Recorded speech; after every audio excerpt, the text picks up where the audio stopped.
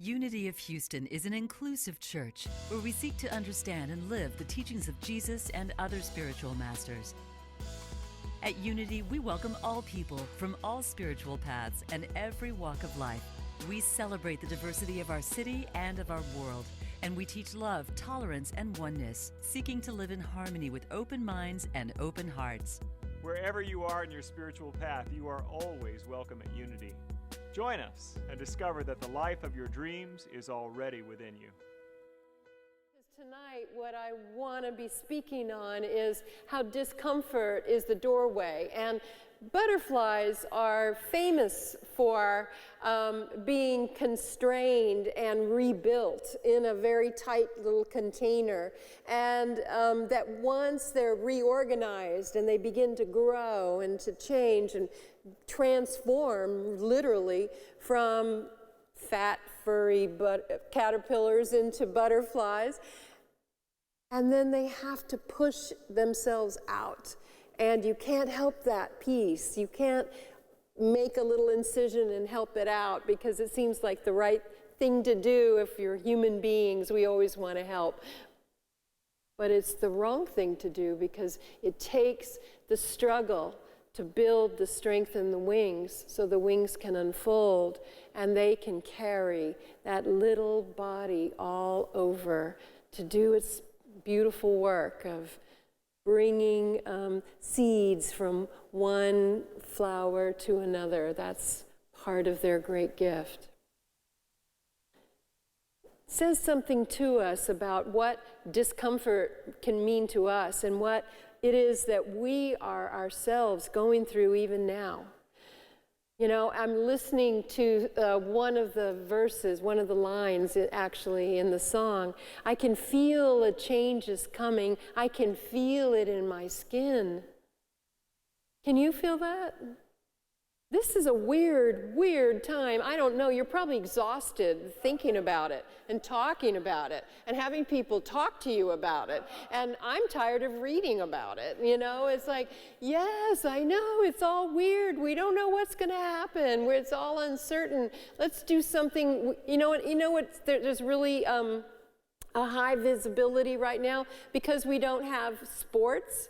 We have reruns of sports. We have the best highlights from every college game, from every National Football League. Every time I'm turning on, I'm like, why are they? Oh, I get it. It's a fix. You know, it's like a way to be connected. But you know what? There's also something certain about it. It's a done deal. You can Google it. You know how this turns out.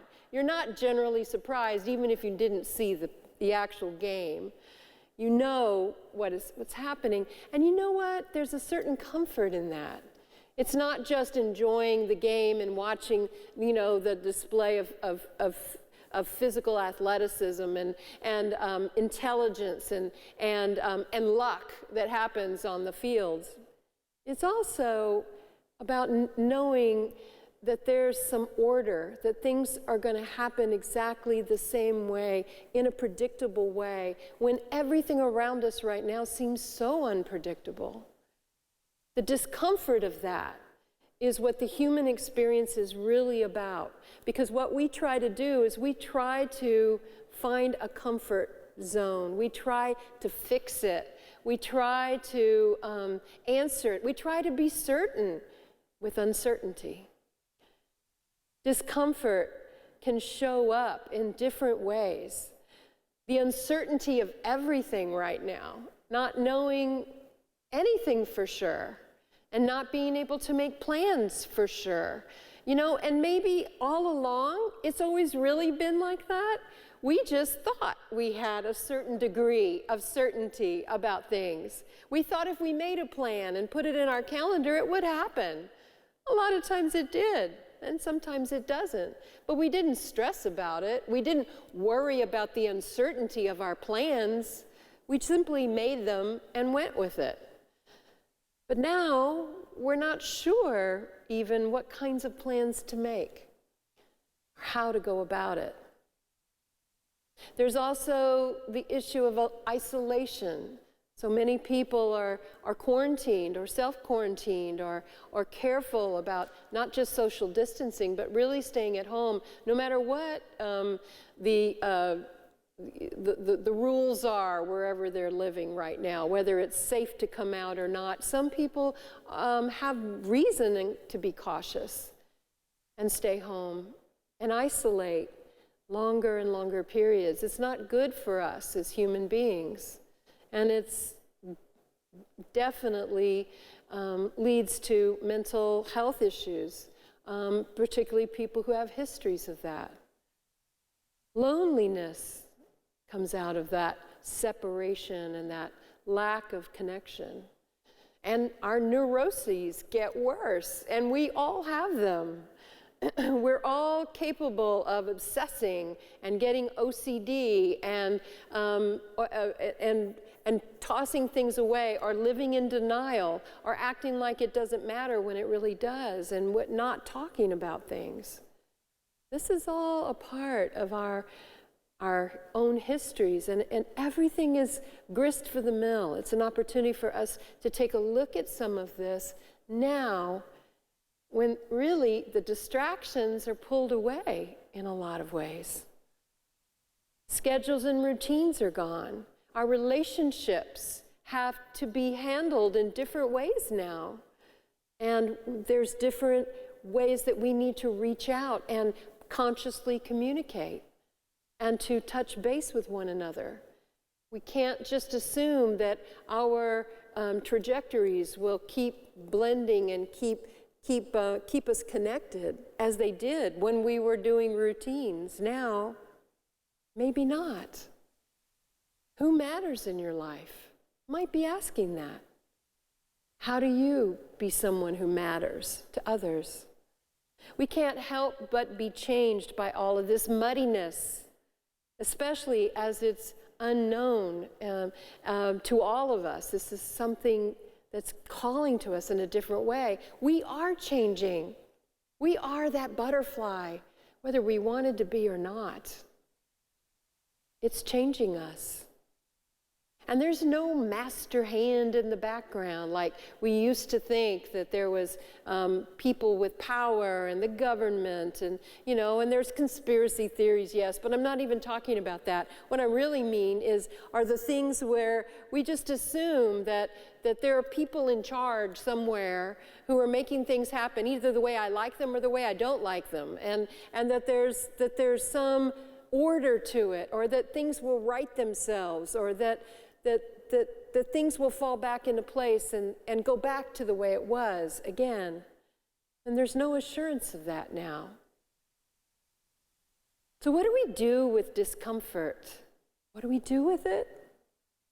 Pema Chodron is a Buddhist monk who has written the book that we're using in our series. She has some wonderful insights. She says it's a transformative experience to simply pause in discomfort instead of immediately filling up the space. By waiting, we begin to connect with fundamental restlessness as well as fundamental spaciousness. They both exist. They always have. And it's a practice that we can utilize now. We've got plenty of time, most of us, to be able to find ways to notice and be with and sit with it.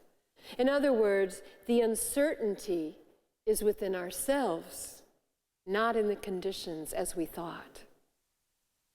The uncertainty is, which will I choose?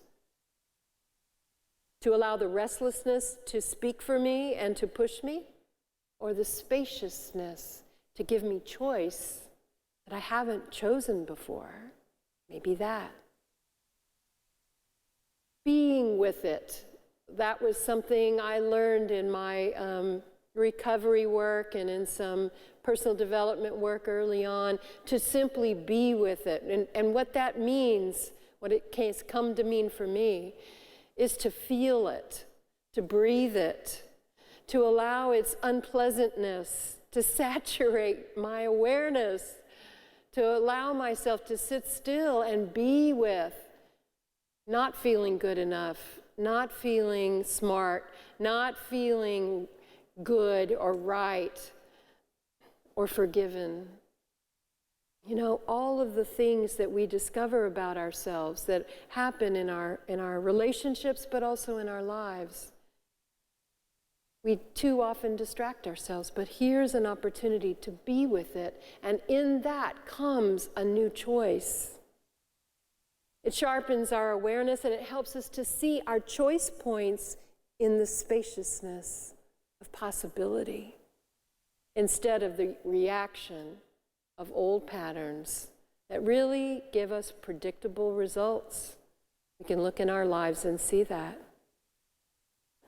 Pema Chodron says, our style is so ingrained that we can't hear when people try to tell us, either kindly or rudely, that maybe we're causing harm by the way we are or the way we related to others. The ground of not causing harm is mindfulness, being aware, a sense of clear seeing with a respect and compassion for what it is we see. It helps us see and hear and smell, she says, without closing our eyes or our ears or our noses.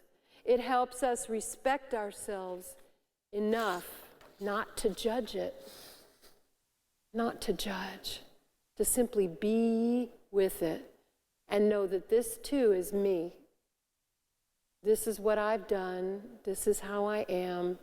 This is what I said or failed to say, whatever it is, to be with it and to feel it and center myself in it for a bit.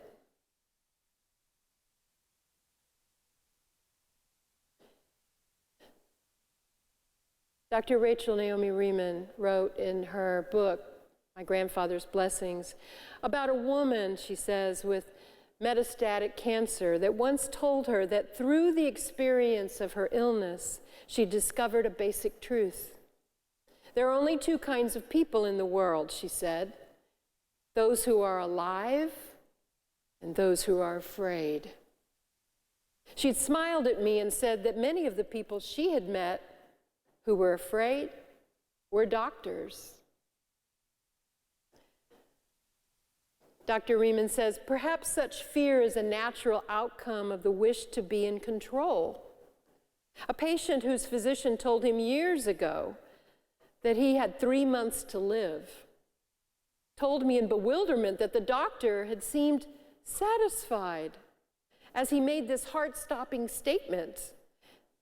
He said, he seemed sorry to be telling me this, but he also seemed pleased that he had the information to give me, almost as pleased as if he had told me that he had the right drug to eradicate my cancer.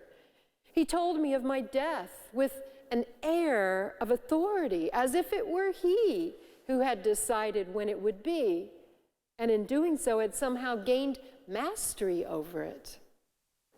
As if when he could not control my cancer, he could at least control the time of my death. I was angry for a long time, but I now think he was as out of control and vulnerable as I was. Too bad we could not have talked man to man on that level instead of reaching for a false certainty. Dr. Remen says, no one can serve life if they are unconsciously afraid of life. Life is process. When he was very old, Roberto Assiglio, the founder of psychosynthesis, reminded one of his young students of this. He said, there is no certainty. There is only adventure. He told this young man, even stars explode, he said. Pema Chodron says, it's painful to face how we harm others And it takes a while because of mindfulness. We see our desires and our aggression, our jealousy and our ignorance. Without mindfulness, we don't see them at all. And so it is a gift to be able to be aware of how we've messed up, of what we've done wrong, what we've said wrong, how we are, some pattern that we have that keeps repeating. It's okay. And in fact, it's important. Because without it, we couldn't ever change it. We couldn't ever make amends. We couldn't ever do something different. With seeing, we now can make a new choice with more heart in it than the way we behaved thoughtlessly, without mindfulness. Just stopping ourselves from whatever we normally do is the way through. We simply refrain. Refrain, withdraw. We pull ourselves back. Pema Chodron says mindfulness is the ground, refraining is the path. Refraining is a way of making friends with ourselves at the most profound level possible.